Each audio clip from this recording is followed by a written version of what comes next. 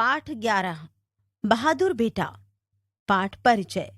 संदीप नामक युवक बाढ़ पीड़ितों की सहायता के दौरान अदम्य साहस का परिचय देता है।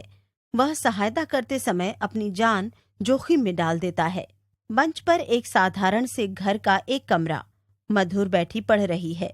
बीच बीच में कॉर्नर्स पर रखी घड़ी की ओर देख लेती है। उसी समय माँ अंदर से आती हैं। कितना बज गया मधुर? अरे 4 बजने वाले हैं और उन दोनों में से कोई भी नहीं आया। यही तो मैं देख रही हूँ।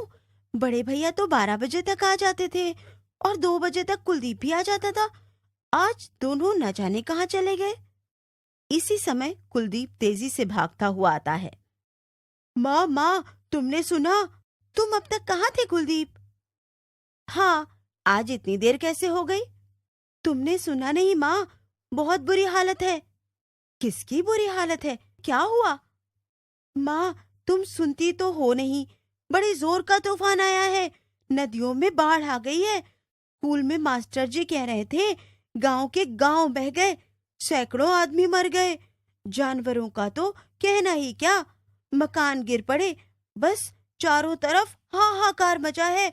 मास्टर जी ने कहा है कि हम लोगों को उनकी मदद करनी चाहिए, वहां जाना चाहिए, उनको कपड़े और पैसे देने चाहिए। तेजी से बोलता चला जाता है। तू तो बेटा एक सांस में इतनी बात कह गया कि मेरी तो कुछ समझ में नहीं आया। सुना तो मैंने भी है कि जोर की बाढ़ आई है, पर इतना नुकसान हो गया ये किसी ने नहीं बताया। चर्चा तो हमारे स्कूल में भी हो रही थी, पर ऐसी कोई बात मैंने नहीं सुनी कि इतना नुकसान हुआ। तुमको कुछ पता भी है? इतने जोरों का तूफान आया कि नदी का सारा पानी गांव में भर गया और अभी भी नदी बढ़ रही है। कल तक यहाँ भी बुरी हालत होने वाली है। इसलिए यह हुक्म हुआ है कि जो कोई जो कुछ भी कर सके करे। जो युवक हैं और स्वस्थ हैं वे वहां जाकर लोगों को बचाने का काम करें। जो धनी हैं वे धन दें, जिनके पास अनाज है वे अनाज दें, कपड़े हैं कपड़े दें। हाँ हाँ, यह तो होना चाहिए, पर मेरे पास पैसा तो नहीं है, लेकिन जो कुछ हो सकता है वह अवश्य करूंगी। कहाँ भेजना होगा पैसा? वह तो लेने वाले यहीं आ जाएंगे, लेकिन मैं जा रहा हूँ। तू कहाँ जा रहा है? लोगों को बचाने। तेरे विचार बहुत अच्छे हैं, किंतु इतना छोटा है कि उनको क्या बचाएगा। तेरे विचार बहुत अच्छे हैं, लेकिन तू इतना छोटा है कि उनको क्या बचाएगा। खुद वे लोग तुझे ही बचाने की परेशानी में पड़ जाएंगे। काम करने को तो यहाँ भी बहुत है। चाहो तो तुम घर घर जाकर चंदा इकट्ठा कर सकते हो। वह तुम करना, मैं छोटा हूं तो क्या, मैं भी बहुत कुछ कर सकता हूँ। अच्छा अच्छा, पहले तो रोटी तो खा ले। और हाँ, संदीप अभी तक क्यों नहीं आया? कहीं वह भी। हाँ माँ, वह जरूर चले गए होंगे। वह दिन रात इसी तरह की बातें किया करते हैं। मैं कुछ करना चाहता हूँ। मेरे पिता और मेरे चाचा ने आजादी की लड़ाई लड़ी थी। मेरे देश के हजारों लोगों ने अपने प्राण दिए थे, अपना सब कुछ लुटा दिया था। अब मुझे भी तो कुछ करना चाहिए। मुझे भी अपने देश की सेवा करनी चाहिए। सहसा एक युवक का प्रवेश। संदीप का घर यही है? सब एक साथ। हाँ हाँ, यह बताने आया हूँ कि संदीप बाढ़ पीड़ित लोगों की सहायता करने के लिए चला गया है। क्या? तो भैया चले ही गए, लेकिन आप चिंता ना कीजिए, तेजी से कहकर लौटता है। सुनो तो बेटा, सुनो, कितनी देर हो गई उसे गए। वह तो सुबह ही चले गए थे, लेकिन मैं आपको जल्दी खबर नहीं दे सका। तेजी से चला जाता है। मैं जानती हूँ, यह सब सुनकर वह रुक ही नहीं सकते थे, लेकिन मुझे तो रुकना पड़ेगा। बहुत बुरे हैं, सब कामों में वही आगे रहते हैं। वह बड़ा जो है, मुझे खुशी है कि वह ऐसा है, बिल्कुल अपने पिता पर गया है। जिंदगी भर वे भी यही करते रहे, कभी चैन से नहीं बैठे, और अब भैया भी नहीं बैठेंगे। अच्छा ही है, पिताजी का काम कोई तो करे। माँ। सहसा रुक जाती है। माँ तब तक जैसे ध्यानस्थ हो गई है और धीरे धीरे बोल रही है। हे भगवान, यह सब क्या हो रहा है? कब दूर होंगी ये परेशानियां? कितना बलिदान चाहता है तू। हे भगवान, तू मेरे बच्चे की रक्षा करना, वह खूब सेवा करे। पर पर माँ, माँ, तुम कहाँ खो गई हो? क्या सोचने लगी कि हमें कुछ करना चाहिए? चलो, हम दोनों घर घर से अनाज और धन इकट्ठा करें। और हाँ, बाढ़ पीड़ितों के लिए खाने की जरूरत भी तो होगी। खाना, कपड़ा, मकान, सभी चीजों की जरूरत होगी। मास्टर जी कहते थे कि सरकार प्रबंध कर रही है, कैंप लगवा दिए हैं। माँ, मैं जाता हूँ। स्कूल में स्वयं सेवकों की जरूरत है। मैं कैंप में जाकर तो काम कर ही सकता हूँ। क्यों नहीं कर सकता? तू भी जा, लेकिन एक बात का ध्यान रखना, नदी के पास मत जाना। मैं नदी के पास क्यों जाऊंगा? वह तो खुद ही हमारे पास आ गई है। अच्छा, मैं चला, लेकिन खाना तो खाता जा। नहीं नहीं, देर हो जाएगी, वहीं कुछ खा लूंगा। तेजी से चला जाता है। बाहर शोर उठता है। माँ खिड़की से झांकती है। देखो देखो माँ, कितने लोग इधर ही आ रहे हैं। और वह देखो, ट्रक भी आ रहे हैं। ऐसा लगता है कि ये बाढ़ पीड़ित गांवों से लोगों को निकाल कर ला रहे हैं। क्यों माँ? एक परिवार को तो हम भी अपने घर में रख सकते हैं। क्या ही अच्छा हो यदि सभी ऐसा कर सके। फिर तो बहुत सारी समस्याएं क्यों ही खत्म हो जाएं। पता नहीं सरकार क्या करेगी, लेकिन मुझे खुशी है कि मेरे दोनों बेटे सेवा कार्य में लग गए। भगवान उनकी रक्षा करें। जो दूसरों की रक्षा करते हैं, भगवान उनकी रक्षा करते हैं।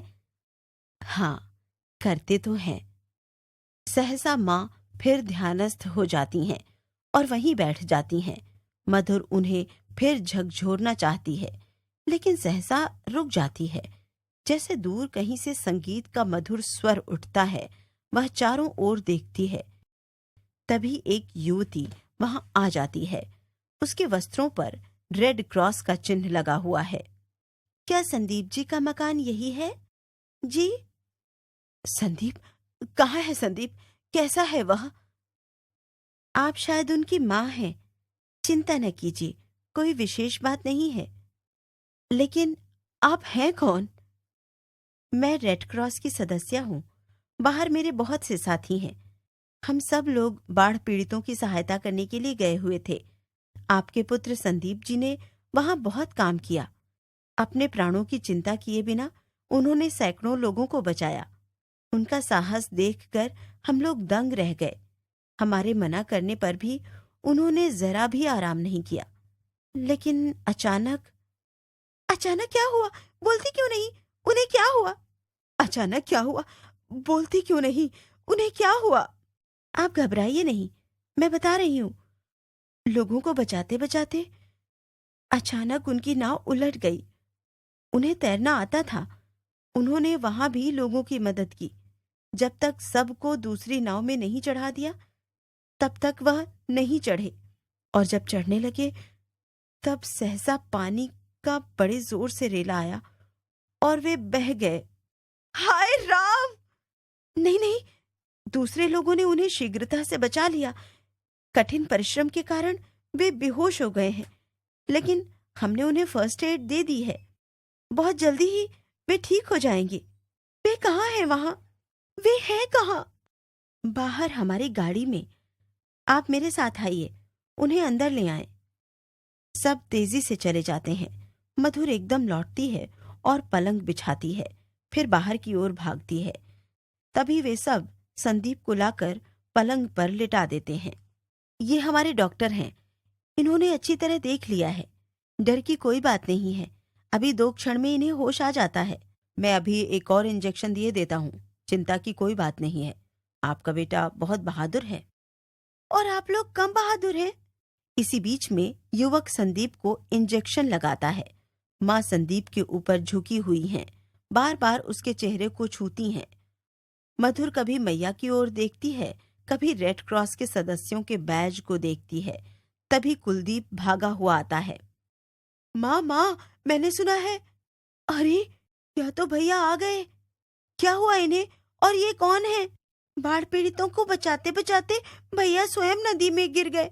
इन लोगों ने उन्हें बचाया है, थक गए हैं और कोई खास बात नहीं है। अंदर जाती है। बस इन्हें होश आ रहा है, लेकिन आप लोग इनसे ज्यादा बातें मत कीजिए। शाम तक चुपचाप पड़े रहने दीजिए। रात को मैं आकर देख जाऊंगा। भगवान, इस दुनिया में कितने अच्छे लोग हैं। मैं कहाँ हूँ? अपने घर में हो। यहाँ तुम्हारी माँ है, बहन है, भाई है और हम हैं तुम्हारे साथी। ओह, तुम हो डॉक्टर। मुझे इतना ही याद है कि जैसे मैं डूब गया हूँ, फिर कोई अंतरिक्ष में से आकर बचा रहा है। वे तुम थे? संदीप बाबू, आप बोलिए नहीं। 1-2 दिन आराम कीजिए। बहुत अच्छा डॉक्टर, आपकी आज्ञा का पालन होगा। सब हंस पड़ते हैं। अच्छा, अब हमें आज्ञा दीजिए। अच्छा, अब हमें आज्ञा दीजिए। नहीं नहीं, ऐसे नहीं। बिना मुंह मीठा किए तुम नहीं जा सकते। अरे मधुर, लो, वह तो अंदर चली भी गई। शायद चाय बना रही होगी। माँ, हमें तो आज्ञा ही दीजिए।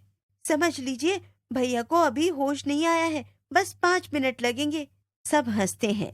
वह भी अंदर चला जाता है। आप लोग दुनिया की इतनी सेवा करते हैं, कभी कभी हमें भी तो अवसर दिया कीजिए।